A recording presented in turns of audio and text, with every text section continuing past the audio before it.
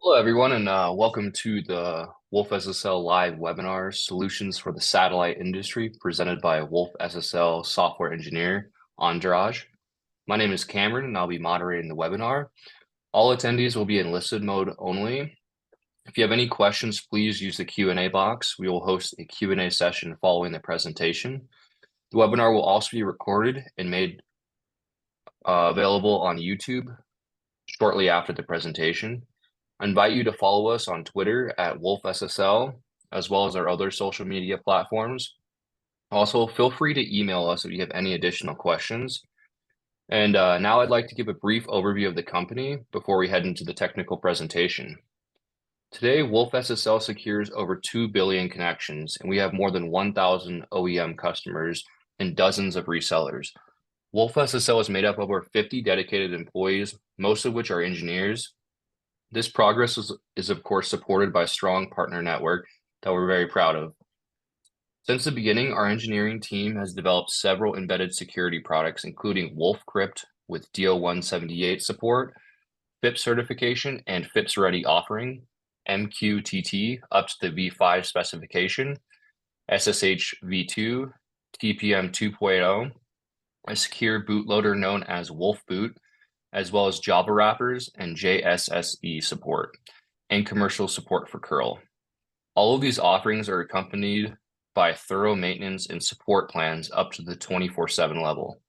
We also offer full service consulting. And now I'd like to turn it over to András to talk about solutions for the satellite industry. Sweet, cool. Thank you, Cameron, for that wonderful introduction. Hello, everyone. My name is András Fekete, and I'll be your presenter today. So without further ado, let's dive in. So as Cameron has said, we're about securing your data. They're just flowing all over the place as we all know it. And so it's important to get good code and cryptographic software into your systems. So let's talk a little bit about the agenda. I will also give a little bit of an introduction of wolfSSL to you. And then I will talk about various products that wolfSSL provides that I've selected that I believe will be of interest to you, and some of the applications. And finally, we will conclude with testing of wolfSSL and all the products, and then give a brief summary of what we've discussed. So let's dive in.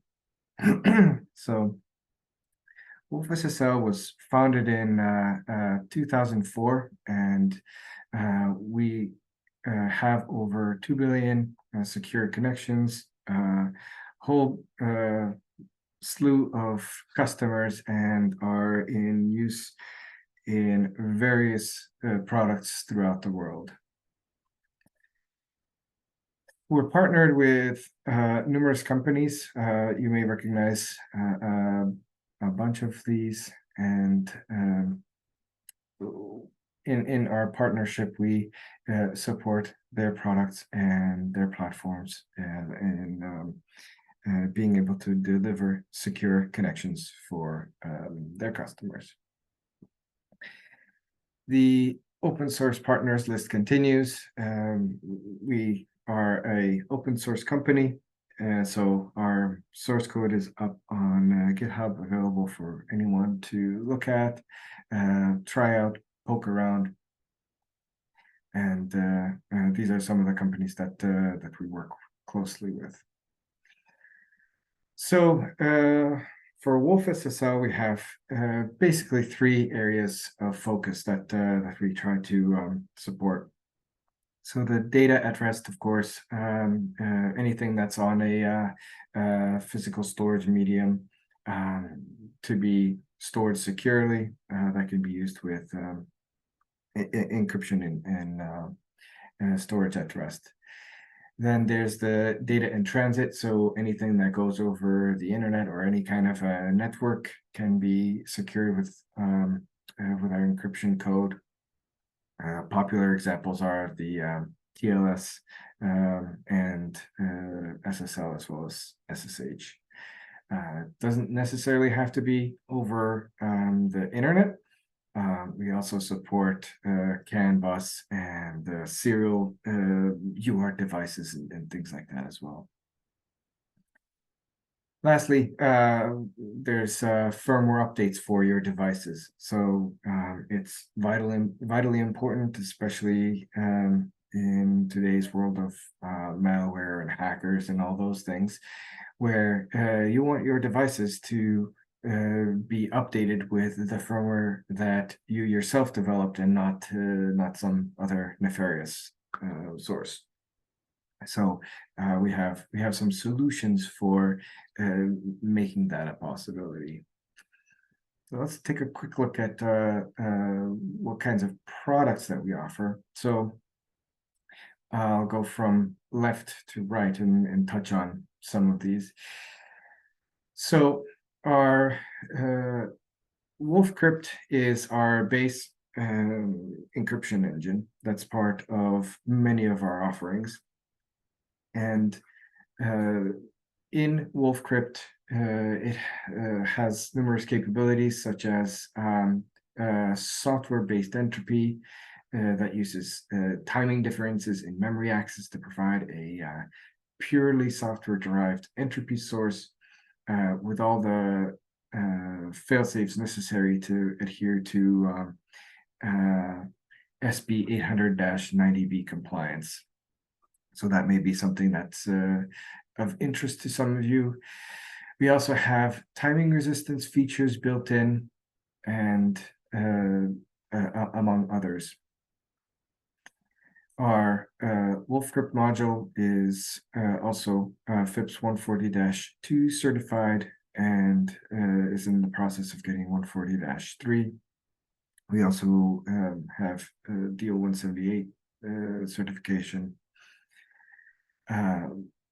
For this group, I will also point out a couple of these other ones later in the presentation. The ones at the bottom may not apply as much, but you may have need for it in your applications that we can help support. And we're dual licensed, so we own all of the copyright to the source code, and we can get you a commercial license to use wolfSSL in your products if you're not going the open source route. So that's totally a possibility. So let's talk a little bit about wolfSSL. So we support TLS 1.3 as well as DTLS 1.3. And because of the configurability nature of wolfSSL, we can get your footprints down to really small sizes or your RAM utilization. And as mentioned, because we're so configurable, we can be up to 20 times smaller than an OpenSSL. We also, as you can see at the bottom, support a wide swath of operating systems. So some of these benefits to you. So a created crypto library will get you to market much quicker. You will have, of course, reduced costs in not having to develop your own. And we claim to be the best tested crypto out there, and I stand by that statement. And we'll get to that at the very, very end as to why. So why should you care in your satellites, for example? So the short story is that hackers gained access to Viasat satellites through a misconfigured VPN and were able to upload their own firmware onto the satellite modems. This could have been prevented using many technologies that we support and offer. The other thing is cryptographic functions need to be future-proof. And I'm referring to post-quantum cryptography over here. We have experts in post-quantum crypto that are working to make our libraries support the latest standards. For popularly used silicon in satellites, like in low Earth orbit, the Xilinx chip Vertex 5QV is also supported in our library. And for Xilinx, we also support their hardware encryption modules. So a little bit more. So in terms of TLS, TLS requires reliability and an ordered delivery. This requires an entire TCP implementation below TLS. This imposes overhead in latency, bandwidth, and resource use. But an alternative to this is DTLS. So TLS is not great for real-time streaming, online gaming, battery-powered devices, and resource-constrained devices. Namely, you could consider those as satellites. So how does DTLS accomplish this? So it provides retransmission and reordering only for the setup, the handshake messages, but it does not extend to the application data. So there's no overhead on application data, and application protocols must implement their own reliability and ordering measures. But DTLS uses explicit numbering for datagrams for encryption and decryption, which accounts for packet loss, reordering, and duplication. So with TLS 1.3, you have the removal of insecure algorithms and modes, better performance, and fewer handshake round trips where there's only one required, and support for post-quantum crypto. Here, I wanted to quickly talk about another thing that we support, where what happens if you already are using OpenSSL in your system. You can use our wolfCrypt module as a drop-in replacement for OpenSSL's cryptographic functions. What's this good for? Well, this means that you can maintain FIPS compatibility with products that have already reached end of life from OpenSSL. And so here, this diagram just quickly shows that for OpenSSL version 1.x, you would end up using a wolf engine, and for the newer OpenSSL 3. Versions, you would be using the wolf provider. And both of those would have wolfCrypt as a FIPS certified module inside it. So I just showing a slide of the algorithms that are supported by wolfSSL. And you may want to use a more robust and secure algorithm for the command and control traffic, but a faster streaming algorithm for the data flows.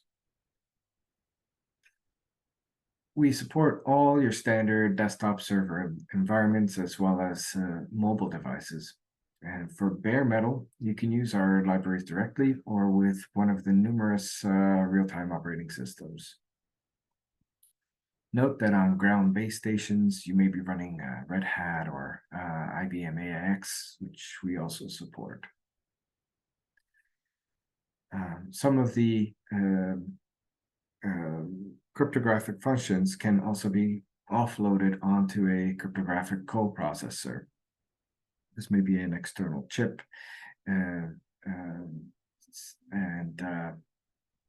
it will free up your main processor for other processes, and other things such as physical security for tamper resistance and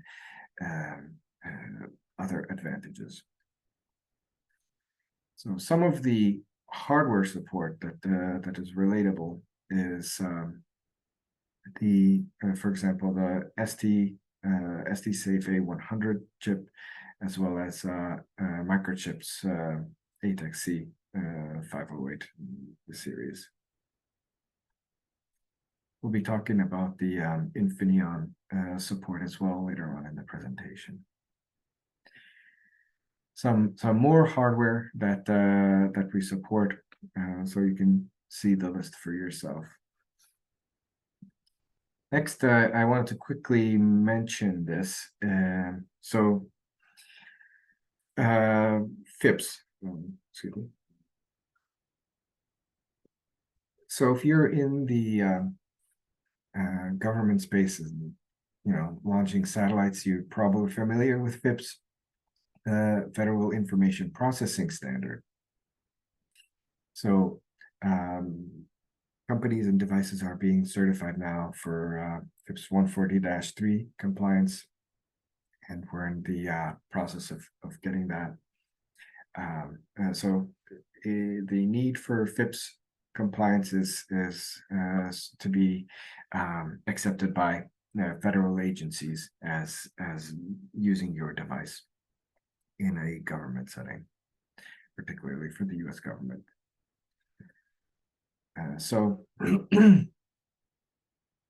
The way we've gone around this is we have a wolfCrypt FIPS module that has gone through certification, and when you want to use our FIPS module in your product, you will have the exact code that went through the certification, and then with the commercial license, you will be able to reuse that and have your product be FIPS validated and FIPS certified as well. Now let's talk a little bit about wolfBoot. So wolfBoot is our solution for a lightweight, secure bootloader. So it is safe code where it doesn't have any heap usage, so no malloc, no free. It is capable to upgrade even with a power failure in the middle of software upgrades and various other features. Notably, LMS and XMSS is available in the secure bootloader. Many recent attacks that have involved ground station firmware, had they used wolfBoot, they could have prevented that. So wolfBoot is written in pure C. It's got a small memory footprint, so a small footprint, and in terms of code size, and is also memory safe, as I mentioned.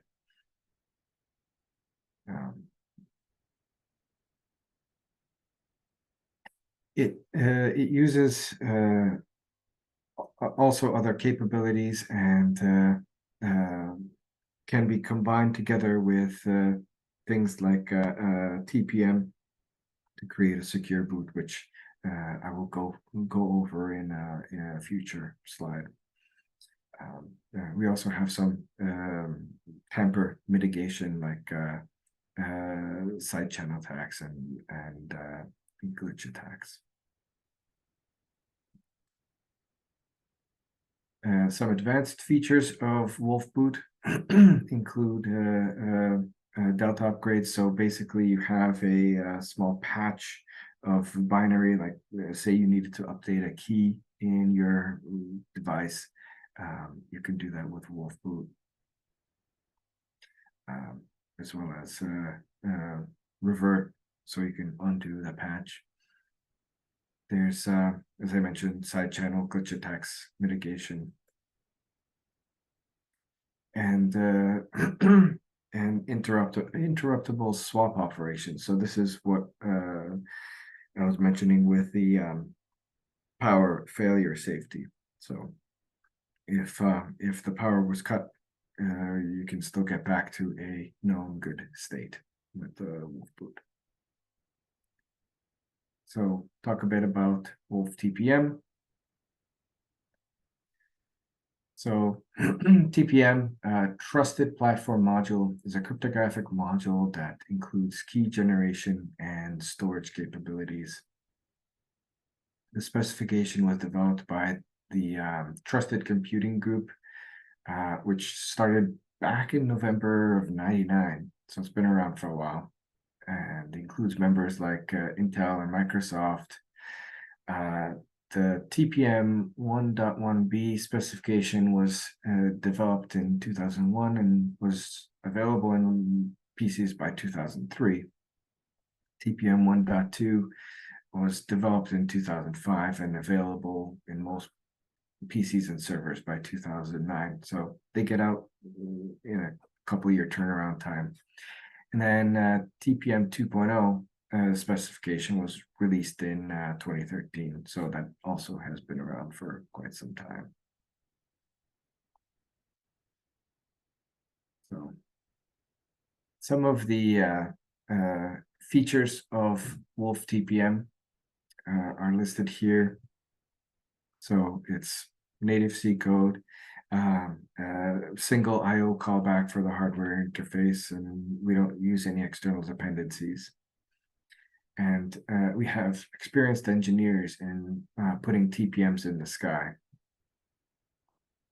And also note that even though an Infineon TPM may not be radiation hardened, we have customers that have sent them up in constellations in low Earth orbit.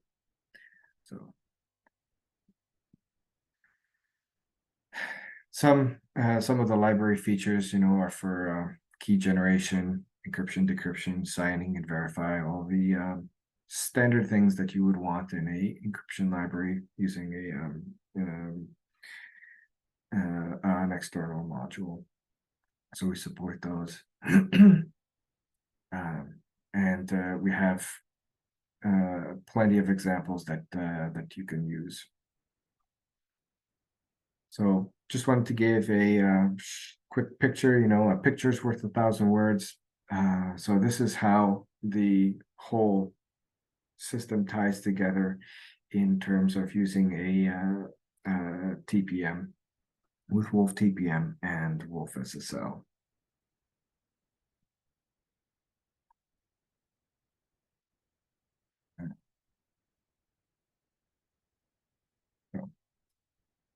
Quick overview. So native C, no external dependencies, and no heap usage.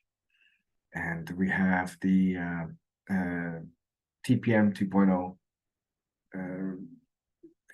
APIs all exposed. Also, I'd like to mention that if you have devices in the field with an FPGA available but no TPM, you can use our modules for a firmware-based TPM. This relies on the Xilinx Microblaze FPGA. The use of the firmware TPM for measured boot will improve sanity checks on the integrity of the boot up process by doing a TPM 2.0 extend operation on the initial ROM, first stage bootloader, and partitions loaded. Continue. Talk a bit about secure boot. So the secure boot is basically needs to encompass a root of trust, which uses a public key established at the time of manufacturing, written to flash or OTA or an external trusted device, and can be revoked or updated in the field. And it's used for verifying the firmware that you're about to boot.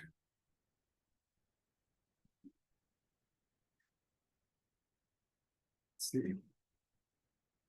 So you would use a TPM 2.0 signed system that would have a tamper-proof system uptime report. And the source of the reports can always be verified and cannot be spoofed.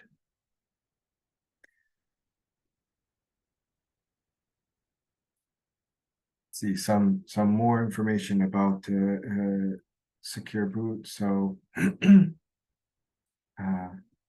no code should be executed until it has been measured, and measured here meaning validated. And each boot phase extends a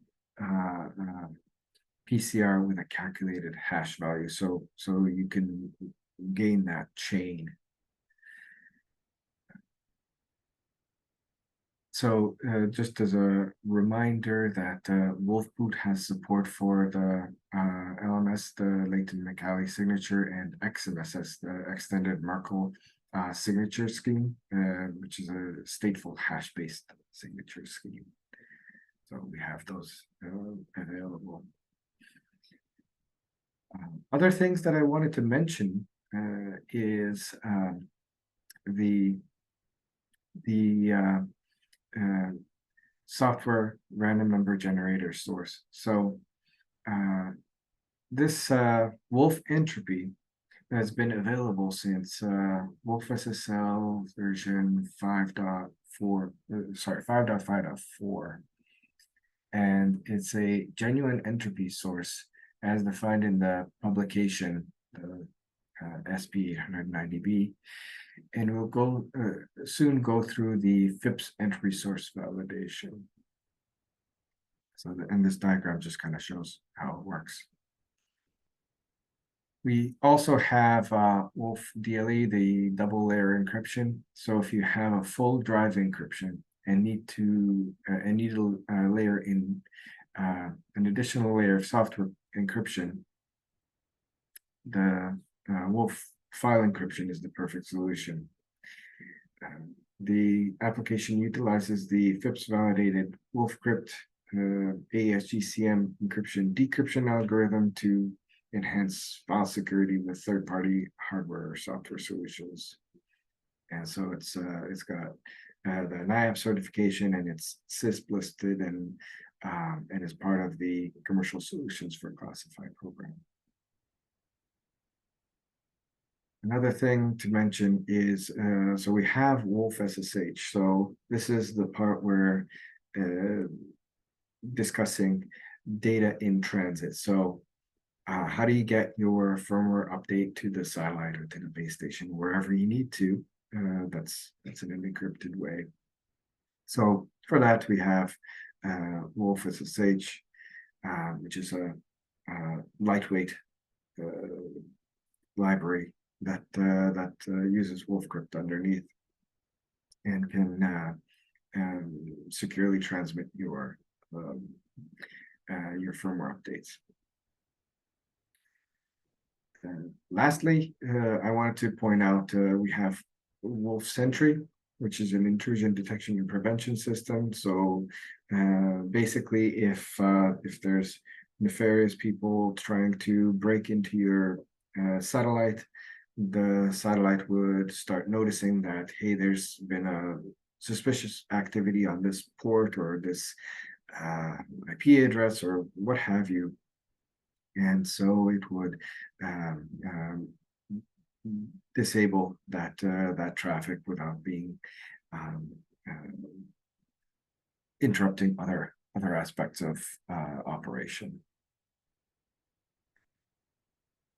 All right, so let's talk a bit about testing. So here at wolfSSL, as I mentioned, we're the best tested crypto library available today. And so we do all these kinds of tests on a daily basis. So cipher suite testing, benchmark, static analysis, putting together real world builds. There's some third parties that are also poking at wolfSSL and trying to find vulnerabilities, as well as we have some fuzz testing that, in fact, numerous fuzz testers that we employ to see if we can tease out any sort of issues and plug them before they cause any other troubles. So our mission is to prevent bugs, of course, just like everyone else.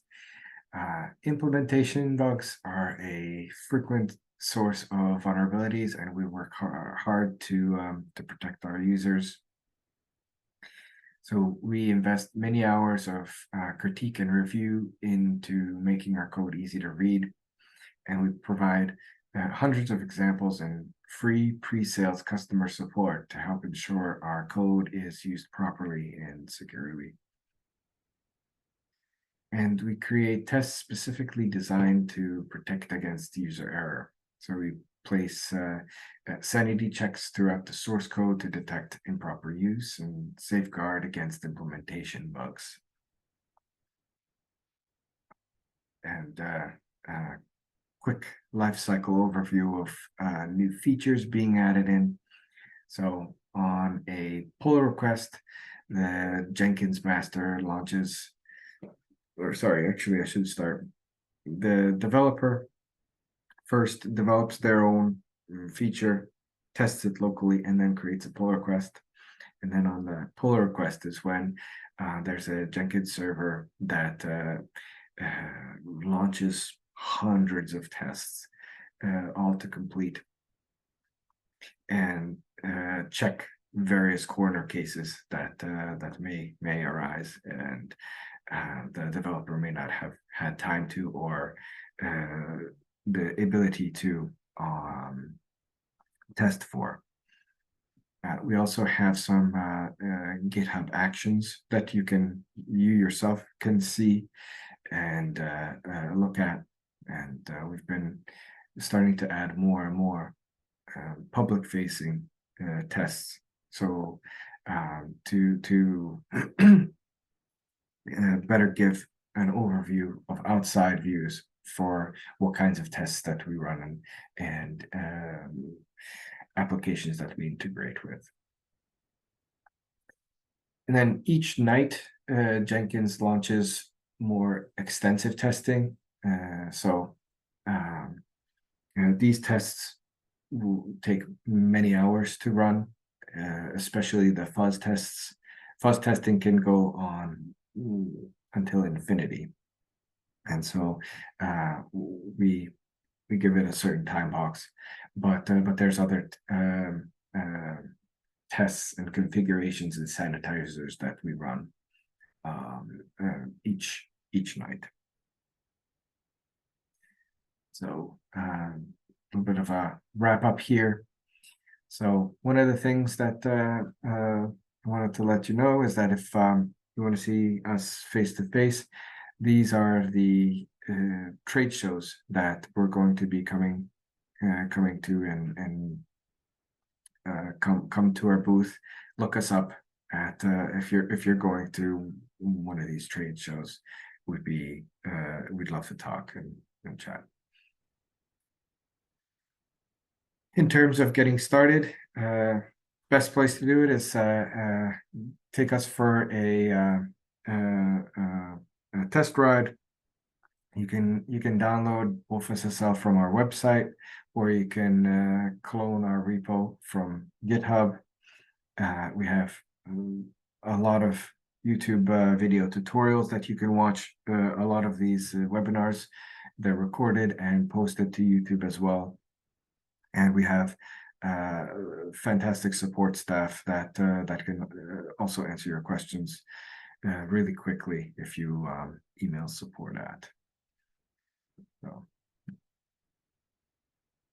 And without any further ado, I'll open to questions that you may have. Awesome. Thank you, András. See some questions flooding in here. So starting off here, someone asked if they saw support for 8-bit processor families such as AVR. Yep, yeah. So we do support some of the 8-bit micros. If I recall correctly, there may be some caveats on that, but I don't recall off the top of my head. Okay, thank you.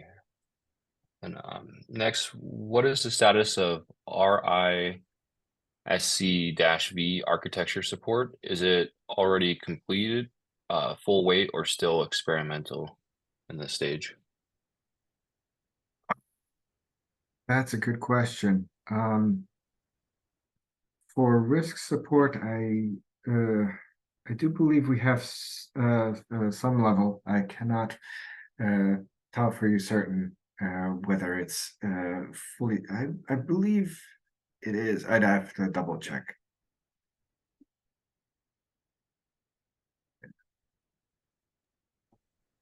All right. And then next, can wolfBoot be used with microcontrollers like Cortex M4 or ESP32?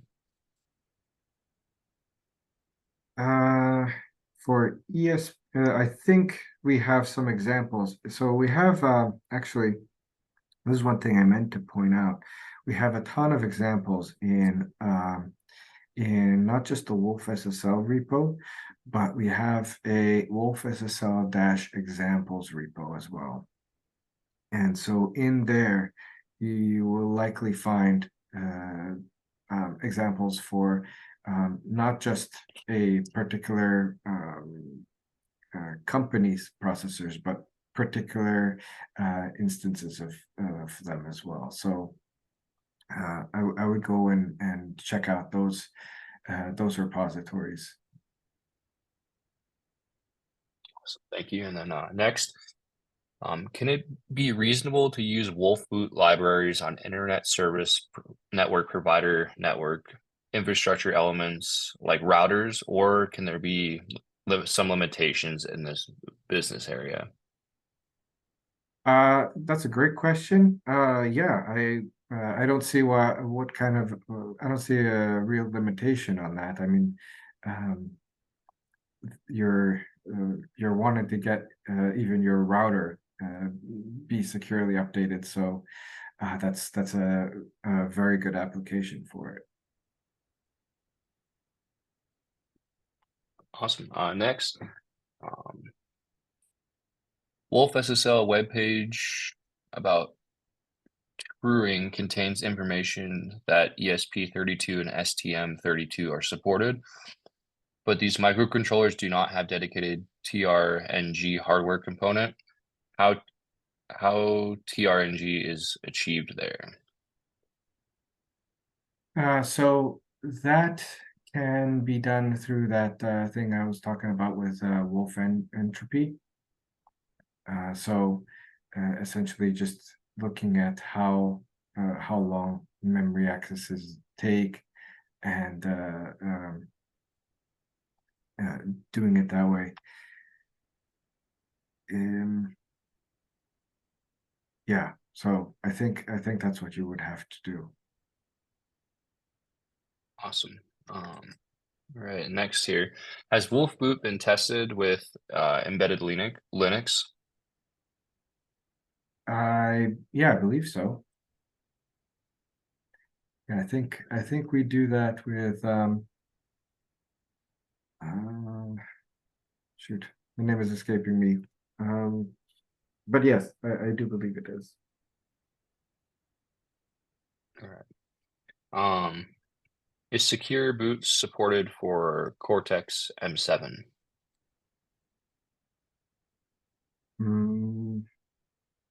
I am not 100% certain. Yeah, I would have to look that up. I'm sorry. But if you email to support at, I can get back to you. So yeah, support at wolfSSL, and then next one. All right. I think this meant to say does the software TRNG pass all of the SP 800-90B test suite? Yes.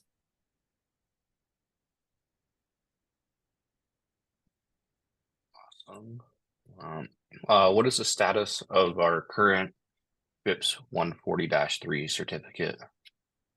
Yep. So we're in review pending and expect to get certification in the coming weeks.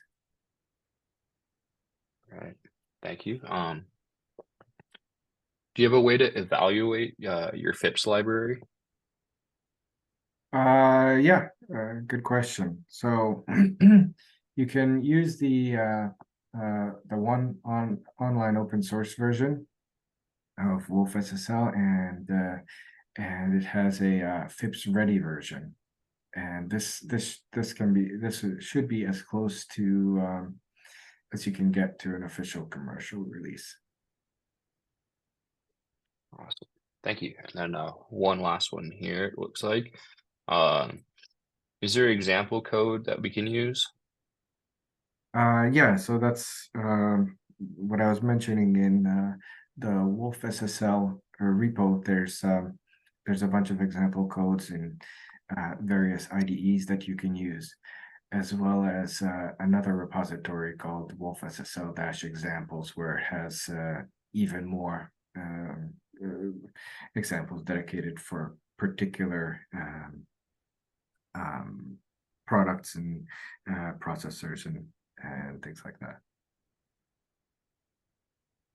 Awesome. Thank you. So it looks like that wraps up our Q&A section. Um, thank you, András. I feel like that was very informative. And thank you for everybody for joining the webinar. Please don't forget to follow us on Twitter at wolfSSL, as well as our other socials. And then thank you again, and we'll see you next week. Sounds good. Thank you, everyone, for your attention.